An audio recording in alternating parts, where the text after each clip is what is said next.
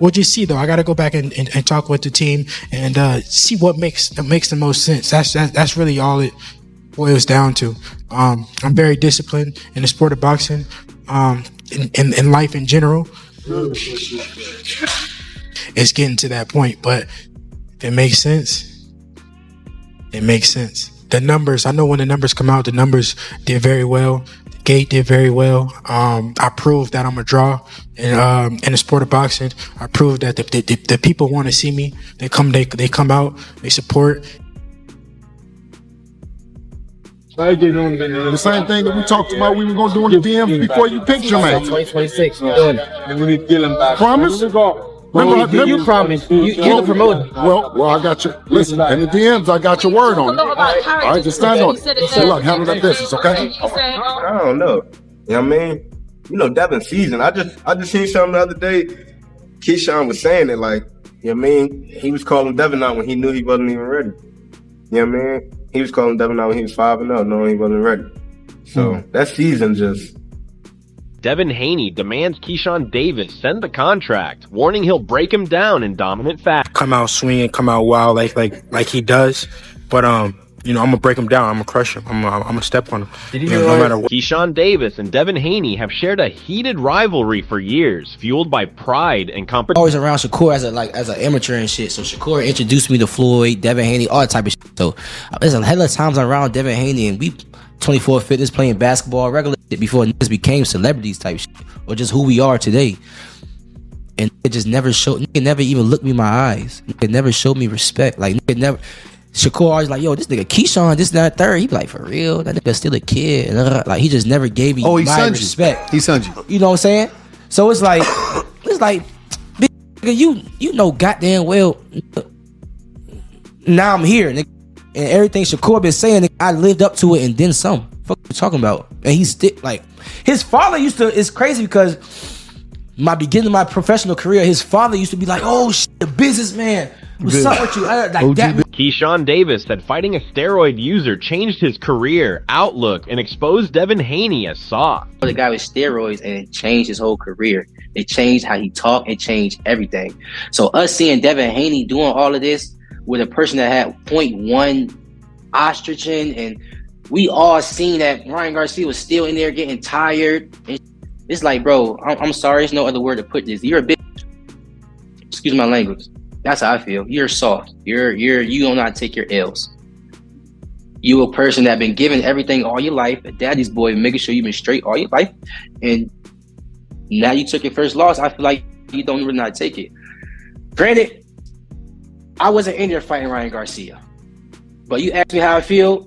You just took it always to suing and all that extra shit. I feel like, bro, you soft. Keyshawn Davis has been dominating, as shown in his victory over Jermaine Ortiz, and now he's ready for Devin Haney. Keyshawn Davis goes out and dominates Ortiz, beats him pillar to post, and knocks him out in the 12th round. 11th round body shot put him down. 12th round body shot took him out. I was really impressed with Keyshawn that night. How about you? Yeah, no, I was impressed because Ortiz was a handful. And I think that's the best I've seen Ortiz fight. We know that he's a championship spoiler, right? If you're not careful with guys like Ortiz, they can win quiet rounds, and next thing you know, you're in trouble in the later part of the rounds. This fight could have turned out that way, but Keyshawn never allowed Ortiz to play the spoiler, and he closed the show. If Keyshawn wouldn't have got that knockout in the end, then I probably would have picked apart that performance a little bit and been like, you know what, man? Keyshawn wasn't at his absolute best. He could have done this. He put it in another gear. It was a big moment, a big stage, but he closed the show, and he never let the spoiler play it. Shakur Stevenson praised Keyshawn Davis, saying he's prepared his brother and others, none matching Keyshawn's elite level. Like this, right? It's kind of, I'm not going to say it's kind of unfair. What you mean? It's unfair for these fighters to the point where that's really my brother.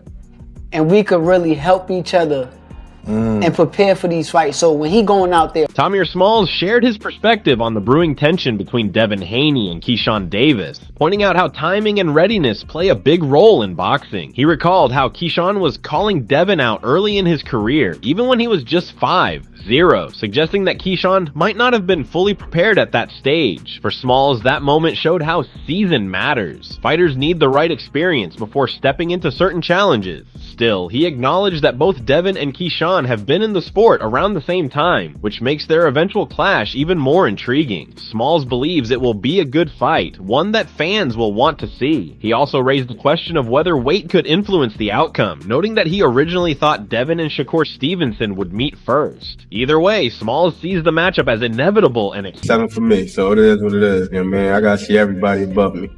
You know what I mean? If you're not above me, I ain't worrying about you. If you got one of them belts, I'm on that ass. You know what I mean? Do you like to hear that? Like hearing more guys at 140 or the big name dudes jump into your division? Yeah, big name. I thought you was about to say just, I don't want just anybody just moving up to 47. Ain't gonna do nothing but get crowded. But the bigger names ain't doing nothing but making more opportunity. You know, they gonna be everybody's scanning each other. And them coming up, they gonna have to be looking for somebody that's above them. You know what I mean? So it is what it is. I'm ready to get it on. In your opinion, who wins that fight if it were to occur? Out of who? Devin and Keyshawn. I don't know, man. I don't know. Keyshawn was saying it like, you know what I mean? He was calling Devin out when he knew he wasn't even ready. You know what I mean? He was calling Devin out when he was 5-0, knowing he wasn't ready. So that season it play a part. You know what I mean? But they both been in the game about the same time, man. It's gonna be a good fight.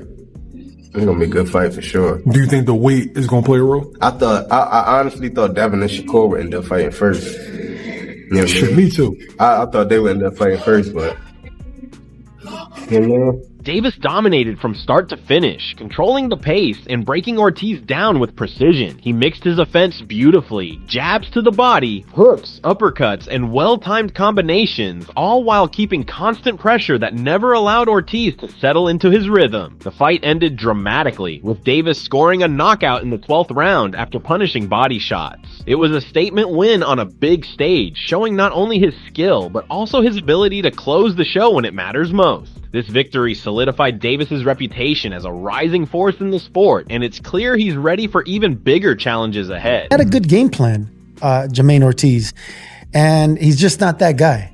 He's come up short now 3 times on the biggest stage possible. No shame losing to Loma, Lopez, and Keyshawn, but when you're getting knocked out in the last round, that's when you start questioning your stance in the top of the game. But that's credit Keyshawn, man. He closed the show and he looked incredible. I thought Keyshawn was really good.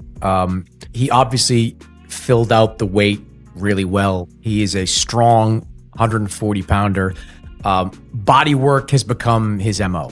You go back to the Dennis Baranchik fight, knocked down Baranchik. Kind of went the same way. Knocked down Baranchik in the 3rd round with a body shot, knocked him out in the 4th round. This time was the 11th and the 12th round for Jermaine Ortiz. I would disagree with you that I didn't like Ortiz's game plan.